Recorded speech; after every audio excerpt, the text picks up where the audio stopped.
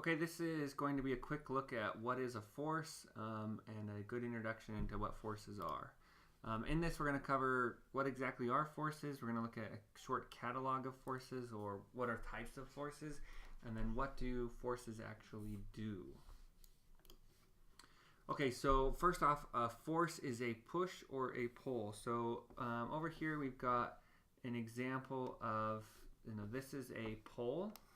So for example, gravity is a force that pulls objects towards the center of the earth. Now over here we also have a push. The wall is pushing against the person. So we've got one example where we have a push and another that is a pull. Again, gravity is the one that's pulling towards the earth, and over here the wall is pushing against the person. Okay. We also have these all act on objects. So what we mean by that is the force of gravity is acting on this block. The force of the push of the wall is acting on the person or the person's hand. So we always talk about forces, we always talk about who it's acting on, and we'll talk about things called free body diagrams later, where we are identifying all of the forces acting on an object. Now, a force is a vector. So we'll talk in a minute what a vector means. And there are types of forces. They're either contact forces or they're long-range forces. So forces that require contact or forces that can take place over a distance. Okay, so what is a vector? A vector helps us to describe a force, but it includes two things. It's kind of a math term. It's both a magnitude and a direction. So if I have, for example, I'm going to represent my object with just a dot. If I then have some forces acting on it, and I'll draw those, I can draw an arrow. Oops, somehow I'm missing that.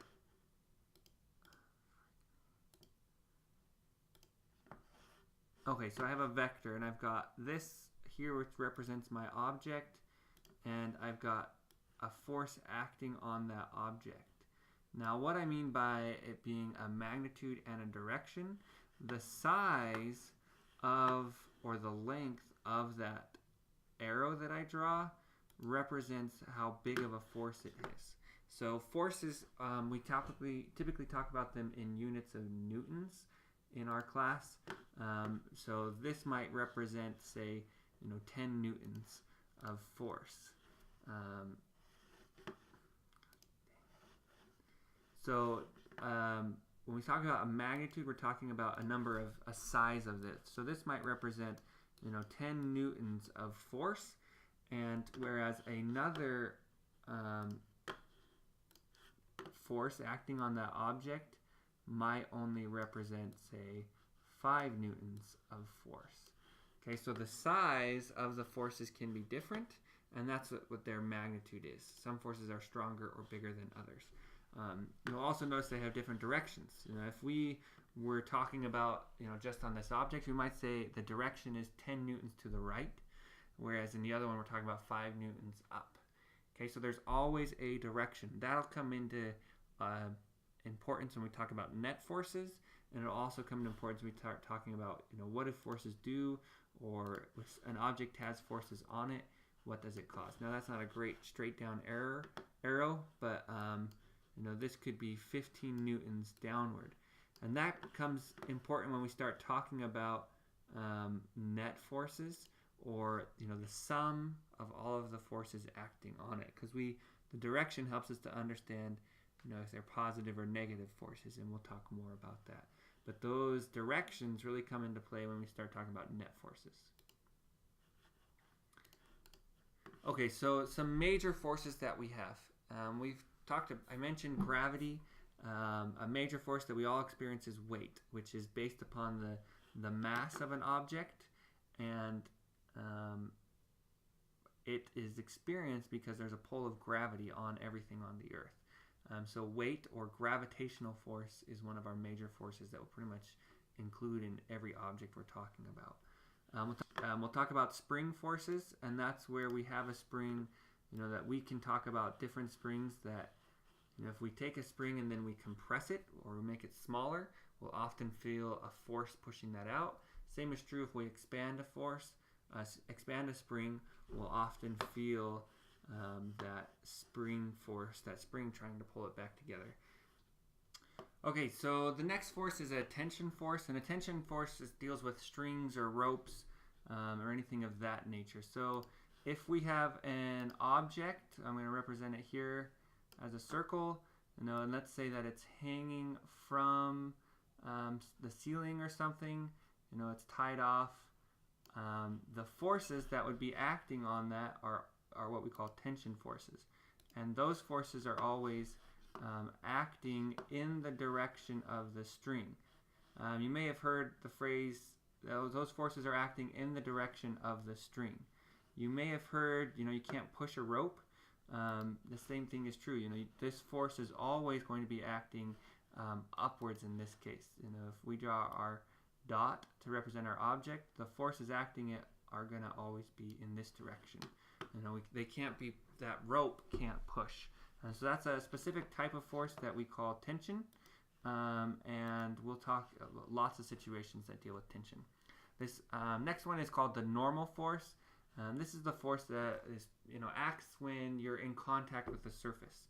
So, for example, if I've got a table, sitting here like this, and say a common one we'll talk about as an example is, say we have a book that's resting on top of that surface of that table, right? So we've got this book here. It's sitting there still. We know that gravity is going to be pulling on it, but somehow that book doesn't move and it stays in place on that table. And the force that makes that stay in place is what we call our normal force. And that's going to, whenever we're in contact with a surface or another object, in most cases, we're going to be talking about this normal force. And in this case, it acts perpendicular to wherever that contact is. So if gravity is pulling us down, we're going to label this gravity, then the normal force is going to be opposite of that, and it's going to be up. And so we'll talk about that. I do have a picture for you that I want to show you, because that normal force is a little weird. Essentially, we can think of it as a bunch of little springs inside of objects that are opposing that motion. So we can imagine that this table is made of molecules, and between those molecules are all these little springs. And so when we set that book on there, it's going to compress those springs, which make them push up. And just a further example, the compressed springs in the wall press out against this woman's hand, and so that's where that normal force comes from. The last type of force we're going to talk about is friction. We've all experienced friction. We're talking about if something's on a surface and we're going to try and push it. We experience friction when we walk, when you roll a car, all kinds of things like that. So just an example I like to use is if we have a big box, and we're talking like a refrigerator box, it's full, and we're going to push that. That's a case where we experience friction. Now, there are two types of friction: kinetic friction and static friction. So if we are pushing this box, it's moving. There's going to be a certain amount of force while it's moving, and a different amount of force while it's static or still or not moving. You've probably had experience where you try to push something that's large, and you hear somebody say, once you get it going, don't let it stop. That's an example of the differences between kinetic and static friction.